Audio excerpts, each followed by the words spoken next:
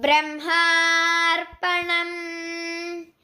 జగత్తు అంతా విషయమే, బ్రహ్మము ఒక్కటే పరమసత్యము. నామరూప గుణాత్మకమైన మాయా జగత్తు లేదు. ఉన్నట్లు భ్రాంతి కలిగిస్తున్నది అంతే. నశించిపోయే శరీరంలో అంతర్యామిగా ఉన్నది పరమాత్మే. పరమాత్మ వల్లే సమస్త జీవ జగత్తు చైతన్యవంతం అవుతుంది. నామరూప గుణాత్మకమైన జగత్తు ఆకారాన్ని చూడటం అజ్ఞానం. జగత్కారకుడు నిర్గుణ నిరాకార సచ్చిదానందమయుడైన పరమాత్మను చూడటం జ్ఞానము. బ్రహ్మమునకు ఏ విధమైన వికారాలు లేవు. కర్తృత్వ భోక్తృత్వ భావనలే సంసారము.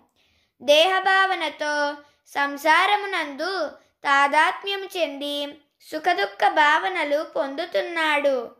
ఆత్మభావనతో ఉన్నవారు బ్రహ్మముగా పాత్ర డ్యూటీ చేస్తారు కానీ దేనిని అంటారు.